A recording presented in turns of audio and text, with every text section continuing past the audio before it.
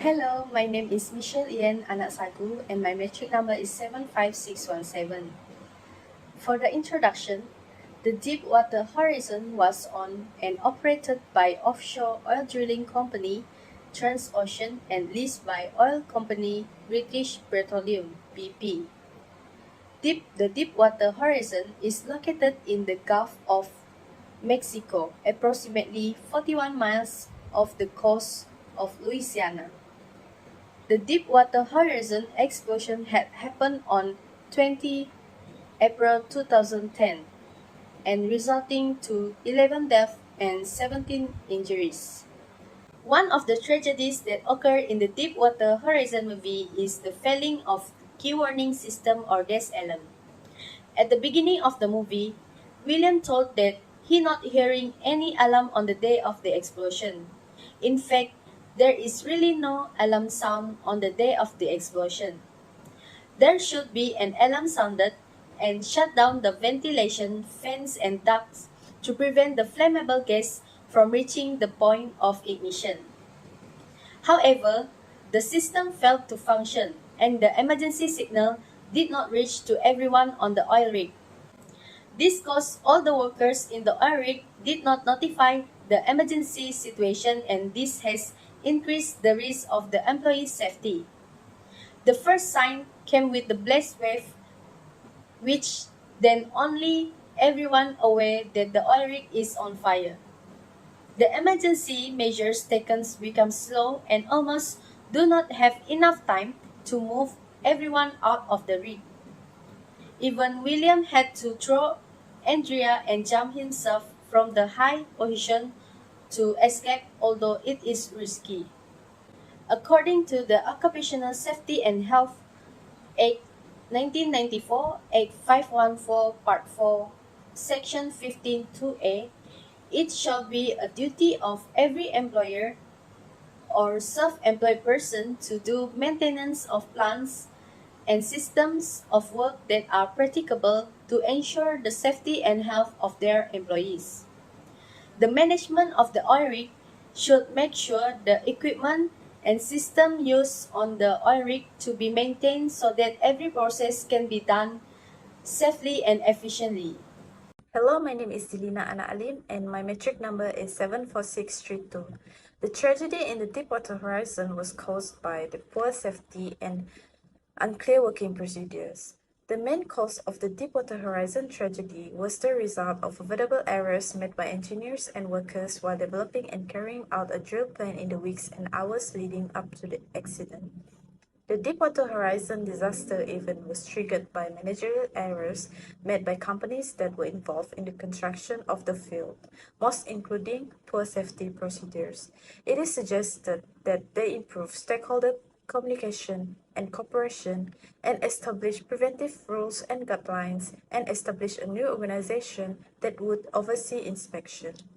We can see in the movie, BP engineers made several decisions during these steps that raised the possibility of errors. For example, they cut back the pre-cementing test, preventing technicians from checking for leak oil at the well's bottom. As stated in Occupational Safety and Health Act, Part 4, Section 15, Clause 2C, it shall be the duty of every employer and self-employed person to supply of such information, training, instruction, and supervision as is required to protect his employees' safety and health at work to the greatest extent practical. BP engineers should provide clear working instruction or procedures to the workers on the oil rig so they can come to a solid decision and prevent miscommunications that can lead to the tragedy. Hello, my name is Rabon Joel with metrics at 5524, and I'll be explaining one of the tragedies that happened at Deepwater Horizon. One of the tragedies that happened at Deepwater Horizon is due to ignoring hazards that could cause accidents and injuries. In the movie, Chief Electronics Technician Michael Williams, also known as Mike, and his offshore installation manager, James Harrell, also known as Mr. Jimmy, are surprised to learn that the workers assigned to test the integrity of recently completed cement work are being sent home early. They are being sent home early without conducting a mandatory cement bond block test, also known as CBL, at the insistence of BP managers Donald Vidrin and Robert Kalitza. Then, Mr. Jimmy meets with Vidrin and persuades him to conduct a negative pressure test, which indicates that the cement has not properly sealed the well from the high pressure reservoir. Vidrin disputes the test's finding and orders a second test.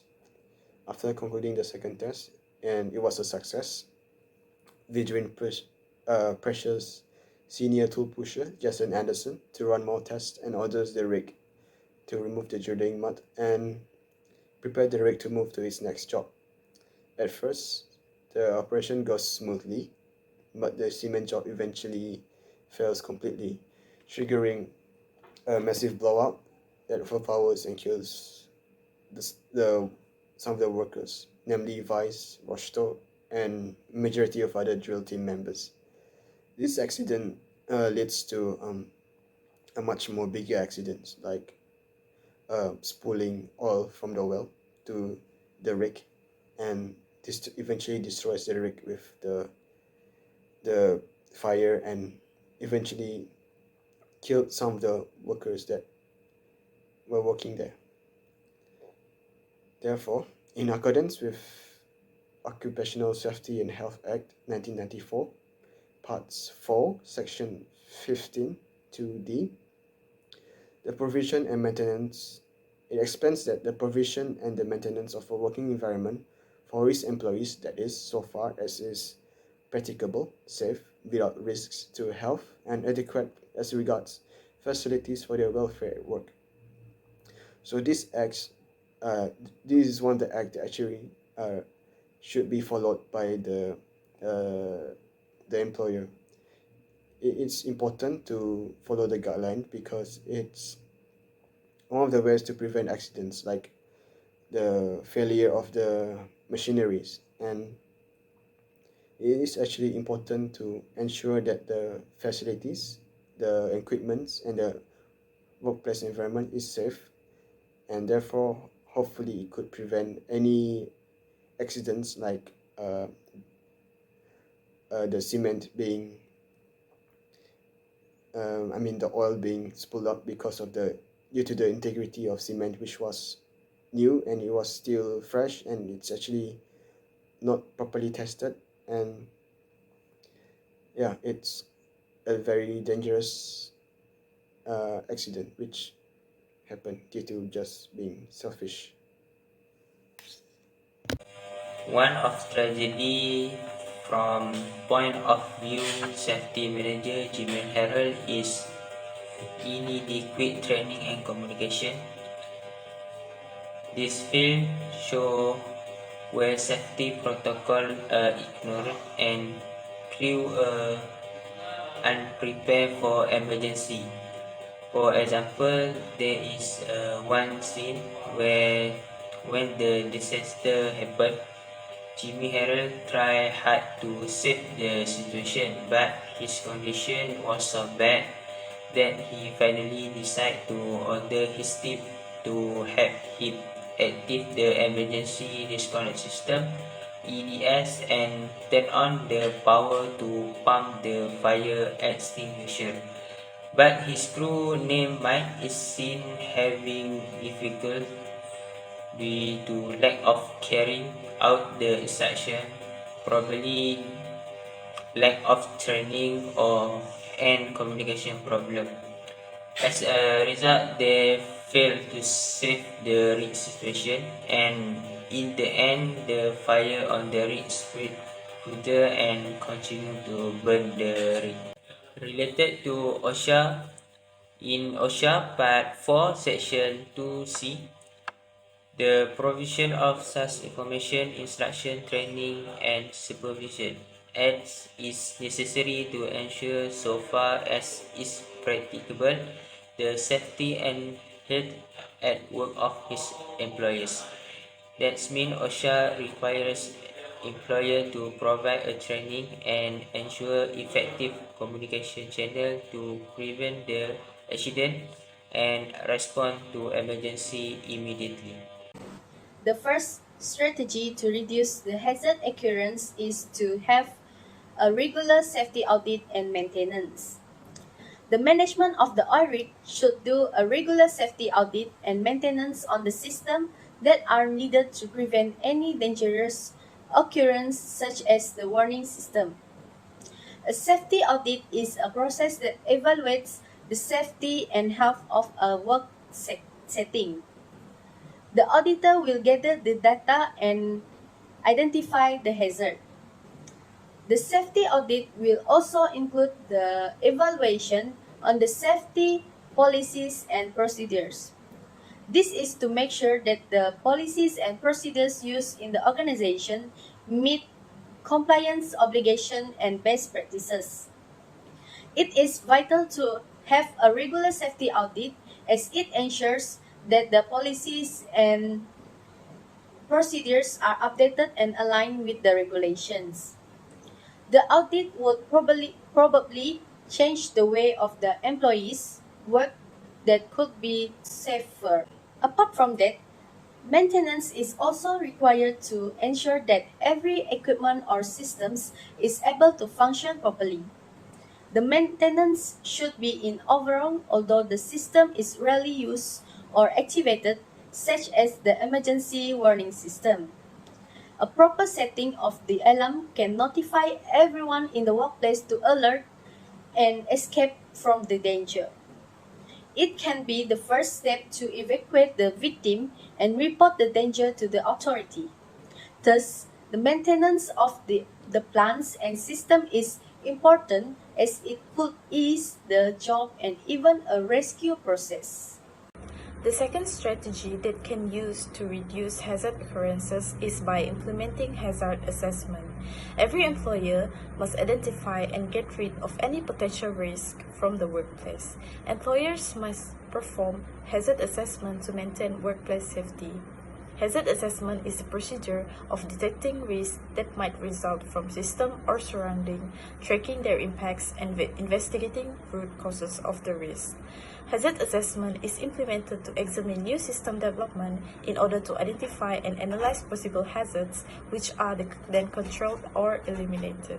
For example, sources of hazards at the Deepwater horizon is flammable liquids, which is the oil or liquefied petroleum gases which can cause fire and explosions if heated. Workers can be isolated from the hazards by engineering controls, for example by posting warning signs or barricades. It can reduce and prevent the hazards encountering workers. The most effective engineering controls is by removing or block the hazards at the source before it encounters the worker. That is why hazard assessment is crucial to be conducted to find the root cause of the potential hazards. Next, I'll be explaining one of the strategies that actually could be useful to prevent such occurrences. So one of the strategy is to be consistent and thorough when it comes to equipment maintenance. This also applies to the things that are being used to manufacture things like the tools, the workplace environments, and many more, which should be properly maintained. So based on this hierarchy of hazard controls, the first and the most preventive methods of avoiding hazard is by elimination, which is physically remove the hazard. So in the movie, the hazard could easily be eliminated by running the cement bond lock test, the CBL, to prevent gaseous hydrocarbons leaking into the well. Because when the gaseous hydrocarbons enters the well, it causes the well to expand to fill up the space and shooting up the pipe, which is called a kick. And this is where it starts to erupt and causing malfunctions in the drill pipes and causing a massive blowout due to a small leakage. And next is the substitution, which is also one of the hierarchy of controls. And actually, the hazard can be easily replaced by checking whether there are imperfections in bonding or other problems in the cement, especially to the cement that is just being freshly cured, and it should be tested more regularly because it's a very new cement and we are not sure how's the integrity. So it's very important to get to know how the cement bonding in the new drill pipe. If there are any problems, like any gaps or any sort of lack of bonding, actually there's more cement that can be squeezed into the affected sections of the drill pipe too. This is to make sure that the drill pipe is compact and prevent any sort of spooling or or lack of integrity. Next is engineering controls, which actually one of the important ways, but it's important ways in preventing hazards. In the movie, when the mud starts to blow out from the well, all the workers should be reminded earlier to stay alert and to stay away from the danger as early as possible, because once the mud is starting to pull out, and I think it's just time, it's a matter of time that the drill pipe will start to erupt and cause a massive explosion. I mean, they did try to close the annular, but it's not enough to cover off the pressure, and eventually the nature won. The pressure is too strong, especially under the sea, under the seabed, and a massive blowout happens after just a small. It started from a small problem like lack of integrity in the cement work. Next is the administrative controls. In this way, this actually relates back to the first step, where the employers should really just need to protect the health and welfare of the workers by running the cement bond lock test much more regularly. Like I said earlier, it's a new cement, and the accidents actually can be easily prevented by through early detection. And then if there's not enough cement to make sure that the cement work is compact, then more cement need to be added, and then in this way the drill pipe will remain intact. And lastly is the PPE, which is also very important. It's actually mandatory that all employers and employees wear overalls to protect themselves in case there's any fire breakouts. And this method is actually very important to prevent injuries or even deaths. Thank you. To control physical hazard due to lack of training and communication, employer must provide training program, develop and provide training program for all personnel involved in operation. This includes providing initial training for new employees and regular refresher courses of existing staff. The training should cover all aspects of operation, including safety protocol, equipment operation, emergency procedure, and hazard recognition and mitigation. The next solution is communication protocol. Establish clear and effective communication protocol within the operation team. These include utilizing standardized communication methods such as two-way radios or digital communication system to ensure quick and accurate information exchange between team members.